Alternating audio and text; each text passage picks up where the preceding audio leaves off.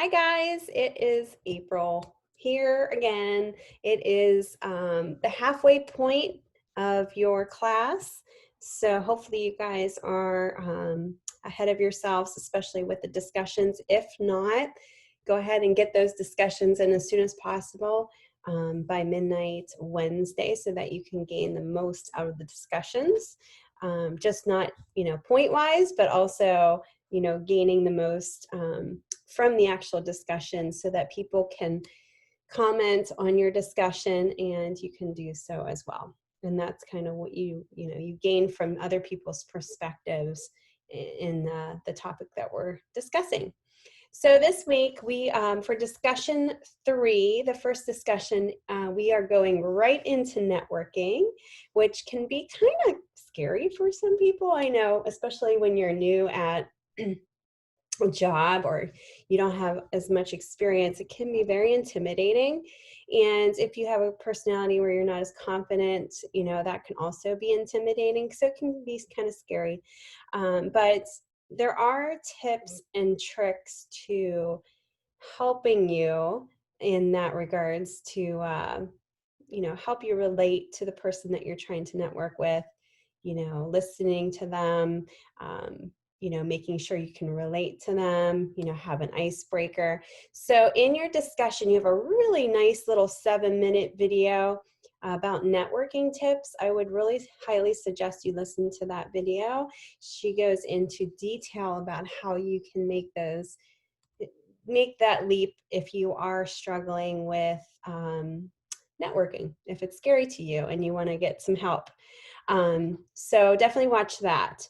I know I've been there in your shoes. It's never easy, but I think sometimes, just whenever you can just get your foot in the door and relate to the person that you're talking to, that's whenever it gets a little bit easier, especially when you're new to the design industry.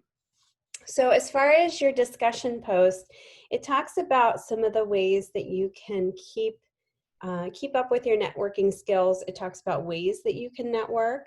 I always like to say this is pretty much where it's at right now with you guys. You guys should be networking right away with each other.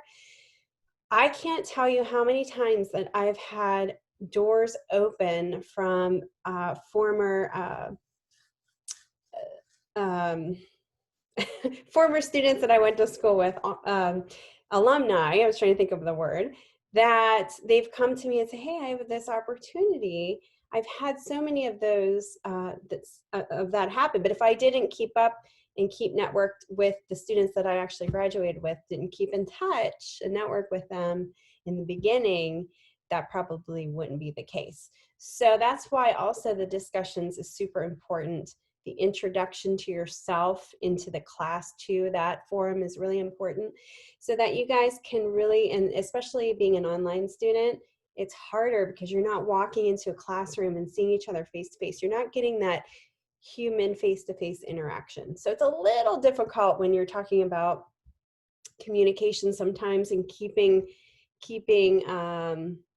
relationships. But on the other side, the flip side, others could debate that and say, you know what, being an online student, I feel more connected because there's so many other options out there like social media. There's Facebook, there's Instagram, there's all kinds of different social media apps out there.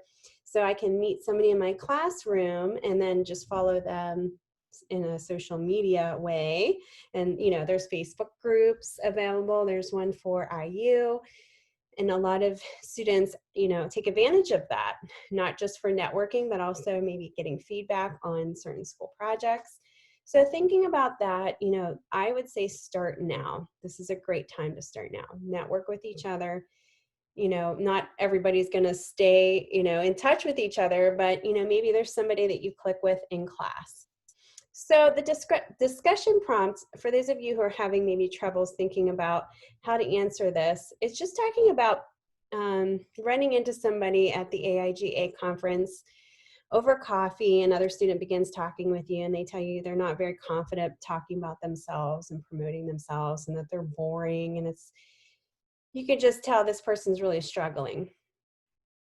So what you can do is just kind of in your discussion, just talk about ways that how you would approach telling the student how they could better their skills. And one of the tips would be listening to that little 7-minute video because she gives tips on that, relating, listening, those types of tips that you can put into your discussion, and that could give you a really nice stepping stone into how you would approach giving this student some tips and tricks.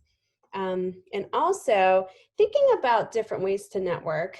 You can talk about the social media aspect, Facebook, even, you guys have a student forum that you guys can bring up too and discuss that. And I also wanted to point out, let me stop sharing here, and I'm gonna actually, hold on one second. I have an option that I like, and it's just to share my screen. There we go. I use LinkedIn a lot for not just networking, but also putting my resume and my other information professionally out there. But on LinkedIn, if you don't know about this, it's basically almost like a resume. It's a professional social media app that people use. This is usually the first place employers go to check out your resume, what your profile is, and sometimes they'll do that check first before, even looking at your resume if you send it to them through email. But what I wanted to show you is in LinkedIn, there's groups that you can join. And these are all my groups, and you can actually create a group too, which is kind of cool. So you can create a group, and here are all the groups that I belong to. So I just kind of clicked, did a search for graphic design, like keywords or something like that, and asked to join the group. Some are private, some aren't.